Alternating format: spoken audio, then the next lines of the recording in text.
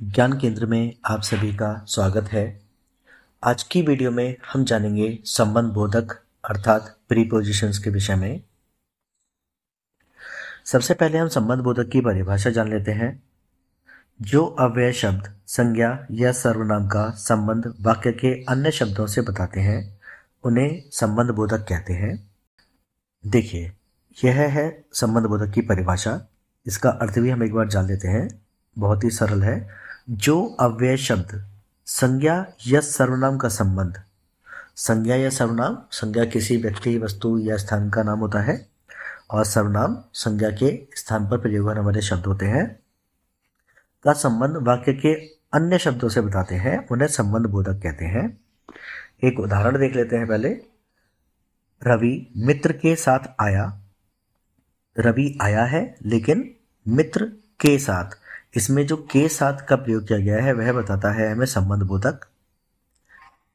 इसके अलावा बच्चा घर के अंदर खेलता रहा। बच्चा खेलता रहा कहाँ? घर के अंदर। तो के अंदर इसमें क्या है?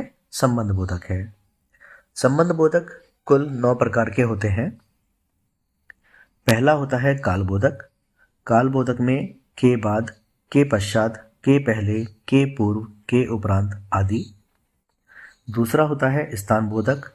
स्थान बोधक में के अंदर, के भीतर, के सामने, के ऊपर, के नीचे आदि। दिशा बोधक की तरफ, इधर उधर, के पास, आसपास, के निकट आदि। चौथा होता है साधन बोधक। साधन बोधक में के द्वारा, के कारण, के सहारे आदि।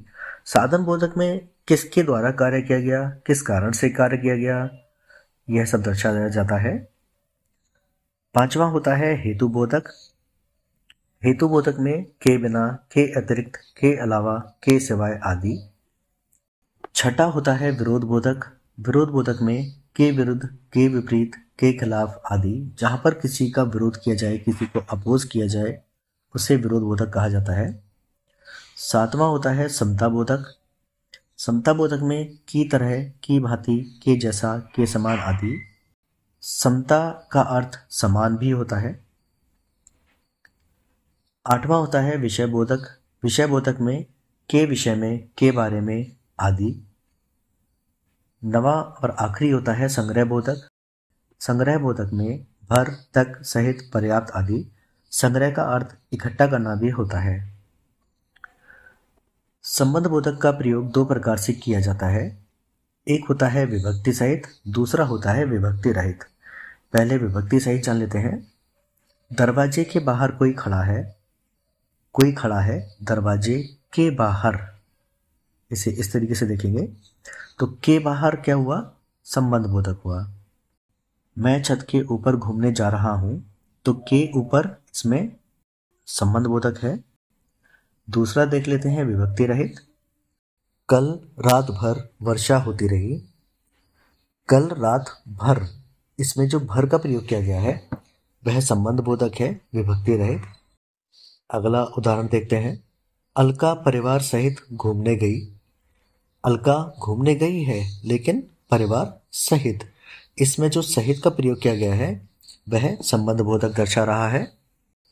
क्रिया विशेषण और संबंध बोधक में अंतर देखिए। क्रिया विशेषण और संबंध बोधक में कुछ अंतर होता है। कुछ अव्यय शब्द क्रिया विशेषण और संबंध बोधक दोनों में प्रयोग किए जाते हैं। कुछ अव्यय शब्द क्रिया विशेषण और संबंध बोधक दोनों में प्रयोग किए जाते हैं। जो शब्द संज्ञा या सर्वनाम के बाद प्रयोग किए जाते हैं वे संबंध बोधक होते हैं और जो शब्द क्रिया के साथ आते हैं वे शब्द क्रिया विशेषण होते हैं।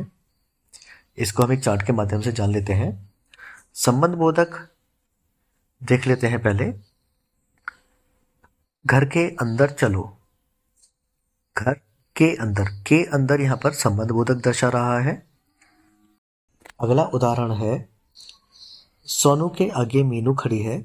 मीनू खड़ी है लेकिन कहां? सोनू के आगे, तो के आगे इसमें संबंध बोधक दर्शा रहा है। दीपा बिस्तर के ऊपर बैठी है। दीपा बैठी है लेकिन बिस्तर के ऊपर।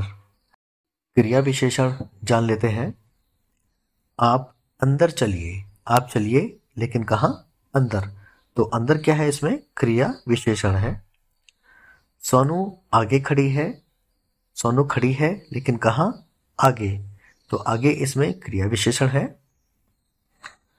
दीपा ऊपर बैठी है, दीपा बैठी है लेकिन ऊपर बैठी है, ऊपर इसमें क्रिया विशेषण है। तो आज हमने जाना संबंधबोधक के विषय में।